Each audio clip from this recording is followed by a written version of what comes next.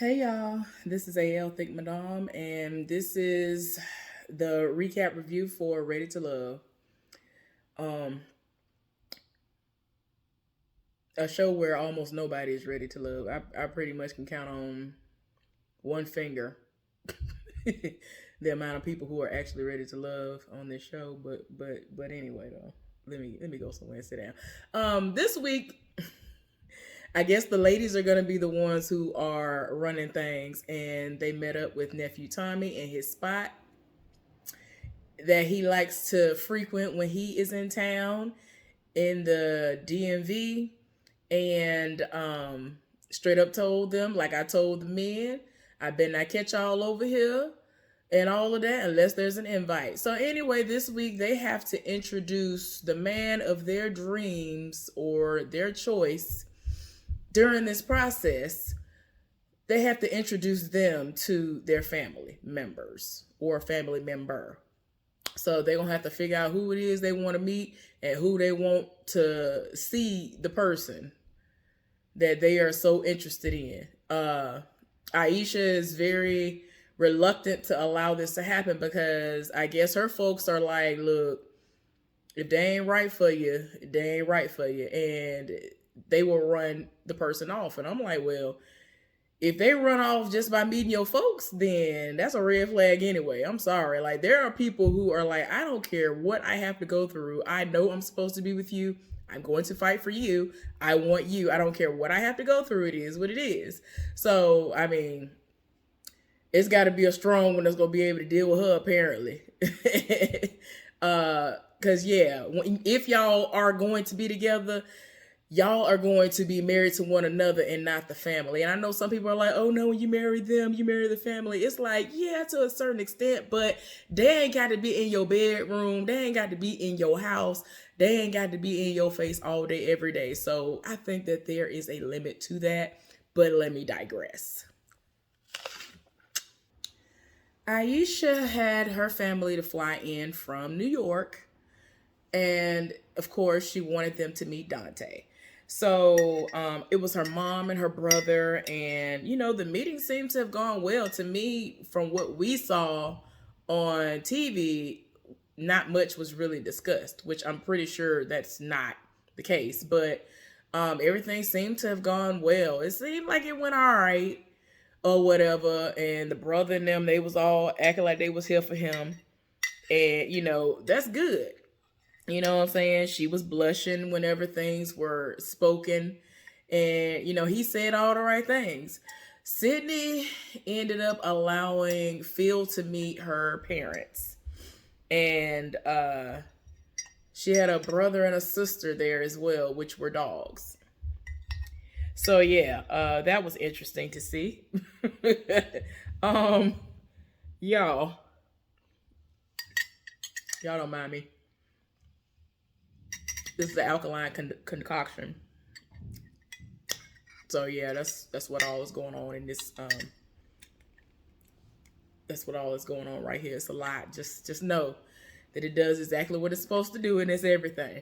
So anyway, Phil was making her like kind of flustered and really giddy, and he didn't hesitate whenever he was asked certain questions or whatever. But you know her mama thought that he was nice on the eyes. She thought to ask him, do you have a savings account? But in the way that she's saying that she meant it was like, are you planning for the future? Like, do you have stuff set up for the future? Because don't nobody want you to be trying to talk to my child and you ain't got nothing going on for yourself. And also, are you a player? Because if you are, you can keep on playing and go on past my child. So, you look good on the eyes. You saying all the right things. I'm here for it. And so, she was like, she still likes Frank and she wants to see where things lead with him as well. So she's kind of conflicted just as he is, because he is going to go and meet Shiloh's parents later on. So Momine ended up linking up with her family, which was her father, her aunt, and her uncle, if I'm not mistaken. And the person who she brought was Frank. So when she was introducing the dude, she said, the person is from Ghana. And I'm like, who from Ghana? Who from Africa? Like, who legit was born over there? Oh, he wasn't born over there. Okay, then. Because I was like, I ain't never heard nobody say that, because a lot of men especially, are like very proud and would be very vocal about that. So apparently, Frank, his parents are from Ghana, and he was born here in the United States. Because I was like, you were born over there and you were eating all this, good African food that I've heard of that is so delicious that I can't have because I'm eating alkaline.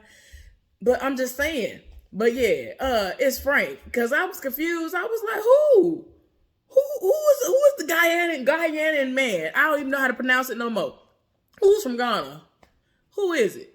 So he done came, and she all happy to see him. They started talking, and even before he got there, the daddy wanted to know why she couldn't find somebody from where they from. And I'm like, child, you done went off. I don't blame you though. I mean, I get it, because I see the debates and stuff that go back and forth. There's this one woman that I follow on Instagram. She is gorgeous. She is so gorgeous. I don't know how to pronounce her name, but she is to me, I feel like if I had to say, she kind of looked like anybody who is like famous. To me, she kind of looked like Remy Ma. So anyway, y'all might know who I'm talking about. But anyway, she'll put these little things that she's created on TikTok, on Instagram, or whatever, and she'll be like, Jamaican dudes are a red flag, or she'll say that if they're from Nigeria, if they're from this place, then they're all right. If they from this place, I'd be like, well, dang. She's saying some of the people from certain parts of Africa ain't it, and the other ones are. And I'm like, ma'am. Like, apparently she put something up like a week or so ago, and I think she was going to go out. And this week she put up something, and somebody in the comment section was like, well, I guess that date didn't go over well for you to say that. And so she kind of like was like, yeah, I don't know. But anyway, the woman is gorgeous. So the conversation, I mean, it went how it went. They weren't really trying to hear what he had to say when they asked, do y'all see a future together? Like, are you, what's going on? Are you, solely only trying to talk to her or what? And he was honest, and he said that, there is someone else that he is interested in. And Mumin was kind of looking like, oh my gosh, because it is a process.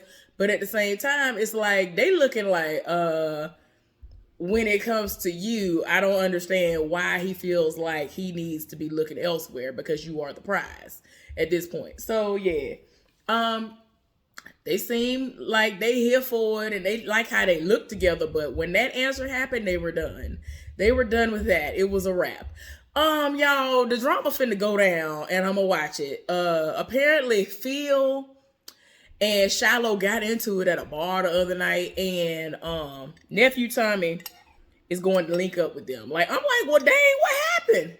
Like, I'm wondering, like, did he tell her that he went to see Sydney and everything went fine, and he met the folks? Like, what happened? I'm like, wait, what's so bad that y'all had a knockout drag out at a bar? Like, what is going on? Let me see what it's talking about. Let me see what it's hidden for. Because goodness gracious, was it that deep? Was it that serious? Okay, so Shiloh and Phil met up with nephew Tommy, and they talking. Apparently they went to a bar to talk because Shiloh had some time to think about Phil's response when she told him, I'm choosing you. I want to be with you. Like, what do you think about that? What's your response? And he was kind of like, oh, and like gave her a little kiss. And it was kind of like let me just shut her up and make her think that, I'm all in too. Whether that's what he was intending or not, that's pretty much what it was. That's what it was. So anyway, she thought about it, and she was like, yeah, I need clarity because this ain't adding up for me. So they went to some bar. It's late, and they get to arguing at said bar. She goes to cool off because she's like, I don't want to be touched. I don't want to be talked to. Like, none of that. Apparently, it's like 4 or 5 in the morning. It's raining and it's dark outside because, it's that early in the morning. And they're at a bar. And it's DC. Like, I don't know if y'all know about how certain cities are, but I even know that you don't need to just be out and about like that. Like, no. Uh no matter how well you think you know the city, like somebody still could roll up. So anyway, he took it upon himself to be like, let me hem her up. So he picked her up. She was triggered. Y'all, recently, literally less than a month ago, my friend reached out to me and told me that the person that she was engaged to got into an altercation with her, and some other stuff had happened and I already knew it, but I was just like, I'm just gonna wait for you to tell me the truth. But this was the straw that broke the camel's back. She tried to leave a function. He would not let her out. He had her backed in. Well, he had her blocked in, and he physically was keeping her from leaving and yanking and snatching on her. Literally snatched out a plug of her hair. And then proceeded to get on the phone and tell somebody, when you see her, you know what to do. And it's like, y'all, I don't even want to get all the way into that. But yeah, I'm just saying, I see where Shiloh is going with that, and she felt triggered, and it made me think of that instance. And I'm just like, nah. Now, when he explained it, he was like, I understand all that, but we're in DC, and she is going down some random alley, like anything could happen. It's crazy time. And even Nephew Tommy was like, y'all should have been at the house. Like, why was y'all at a bar? And then they had a couple of drinks. Like, I don't know if they had drinks prior, but they've already had some drinks in them. So that just made it worse. And I'm just like, Lord. She basically was like, she pretty much got the answer that she was looking for when he responded the way that he did. And she wasn't here for it. So she needed a minute to herself. Like, I'm the type of person where I need my space. Leave me alone. Don't talk to me. Don't touch me. Let me go over here and cool off. I'm going to do what I need to do. And then I'll return. Because sometimes I don't want to continue to talk to you if you have pissed me off enough to where it's like, no, this is too much. This is too much for me. Especially if, given her situation, I understand. Because she really sat up here, put it all out on the line. And he looking at her like, oh, okay. It's like, girl. So, after it was all said and done, Nephew Tommy was like, do you still like her? Do you still like him? I've noticed that y'all haven't looked at each other once since you came in here. And he told them to look at each other. Child, Look, for me, I will be all the way done with the whole process. Especially since nobody really seems to be checking for Shiloh like that. But when Phil kept making these little noises, I was just like, this is what we not gonna do. He was making little noises. And I know y'all know what that means when somebody make a little noise and be like, and little stuff like that. And it's like, I ain't got time for it. He was making little noises. That's triggering. Because it's like, you're pretty much laughing, and it's like he was laughing. Whether he wants to admit it or not, it's like he was laughing and like mocking certain parts of the situation. And I was just like, man, and I am definitely not here for just like, oh, I'm a woman, so I'm gonna be on the woman's side. Like, no. If you're trash, I'm gonna say you're trash, no matter what you are. So yeah, I'm not here for it. Hopefully before the end of the day, Shiloh will go on ahead and just self-eliminate, because in my opinion, Phil is there to party and try to get as many numbers and hopefully get some booty on the side or whatever, because I don't think he's there for love. I said what I said. It is what it is. The end. So we saw Sabrina bring Walter over. She has a relative who she wanted to meet Walter in person, but she had just given birth to a child. But she wanted to still meet him and ask certain questions. And so they ended up doing video chatting. And she just wanted to know, like, what attracted him to her and, what all does he see in her? And because he has typically dated a lot younger, is he okay with the fact that Sabrina is not on that side? So, an interesting answer that he said was that, had his wife not passed away, she would have been Sabrina's age. So, and the fact that she can easily answer pop culture references is a plus as well. And so I was like, okay. But I mean, we didn't really see that much. But her relative said that she thinks that he's being genuine. But Sabrina is kind of feeling some type of way because she says that she does not pick men well. So then we end up seeing Sydney out on her second date, well, or link up or whatever you want to call it, and her sister. I don't know if it's her blood related sister or whatever, or just somebody who she's saying her sister. I don't know. But anyway, her sister came to meet Frank.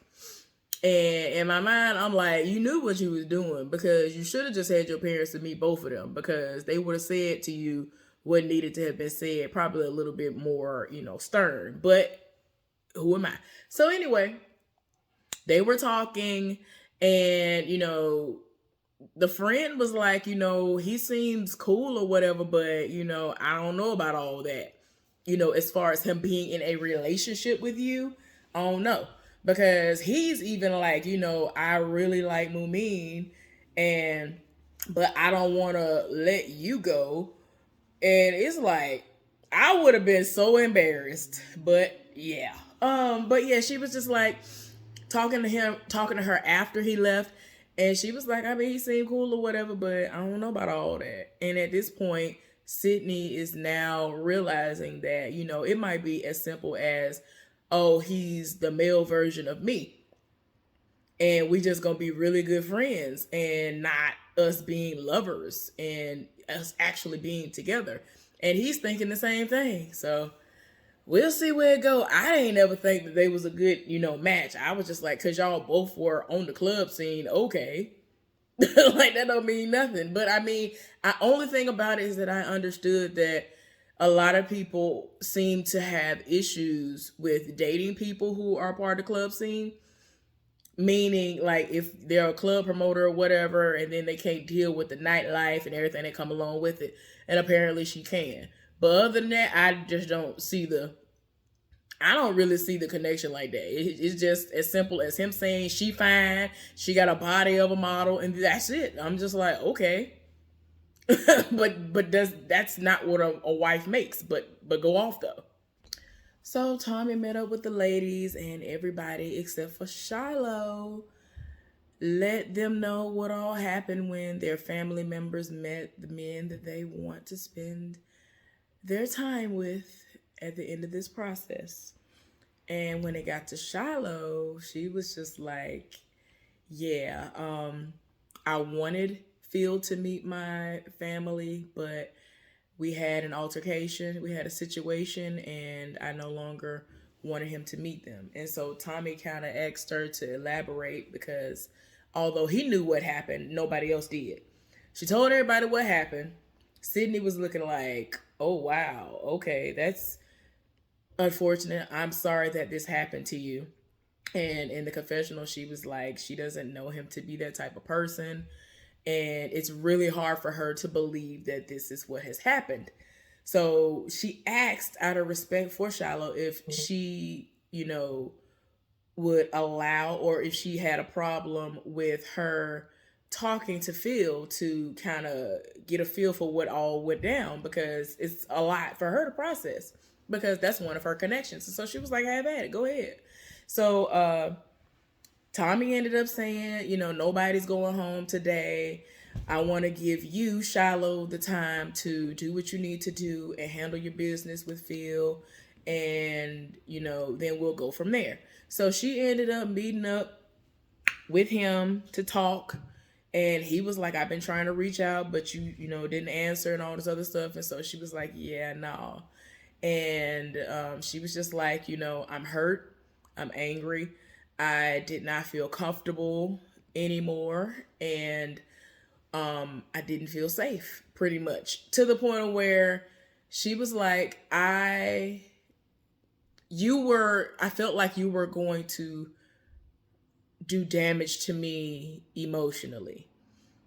And so, not harm me physically. It's just going to be emotionally. And I wasn't here for that. And so, she did specify, like, no, I don't feel like you were going to hurt me physically. I'm just saying emotionally, you did hurt me. And I was not here for what you did. And he said something that I knew would come up, which was, well, what about had I followed you down that alley? Like, me as a man, I don't want to have to do that. I didn't want to have to do that. I wouldn't have wanted to have to do that. And because she was like, you could have gave me my space and just followed me and kept your distance and not touch me. And so he was like, well, as a man, I ain't even want to do that. So she already was like over it. Like, you're not even trying to give an inch at all. You're not trying to compromise a little bit on what could have been done. And so she had to tell him, like, you don't know what I've been through in my life. I've been through a whole lot of stuff in my life. For me to tell you not to touch me, you don't understand what I've been through. And so in that moment, he is realizing that something physical has happened to her before. She has had a really terrible past. And even though he's saying he would never do that, that's not something that she knows to be true. You are still a new face to her. You are still a new random person to her. Y'all are not official. She does not know how you would operate. So, I can see both sides. And I mean, it is what it is, but she was just not here for it. And unfortunately, she did not get what I guess she thought she should have been able to get from any of the conversations that she's had with him, one-on-one and when they talked with Tommy. So she ended up asking to meet up with Tommy, and they met up one-on-one, and she was like, look, I had a conversation with him. Didn't go the way I wanted it to go. Go self-eliminate. So she went on ahead and went home because he was her strongest connection, and I ain't really see nobody else, trying to jump through hoops to be with her. So, I mean, it made sense for her to self-eliminate. It's sad because she really did seem like she was there for love, but nah. So that's the end of that episode. I think the next episode is going to be where people are going to decide if they really are ready to love, and they're going to decide who they're going to be with and all of that. So these people who have 2 and 3 people that they are holding on to, they're going to have to make a decision or be all the way done with everybody. Anyway, hopefully y'all enjoyed the recap review for Ready to Love. Thank you so much for tuning in. Subscribe to my channel if you have not done so. Give this video a thumbs up, and let's get down in the comment section and discuss this foolishness.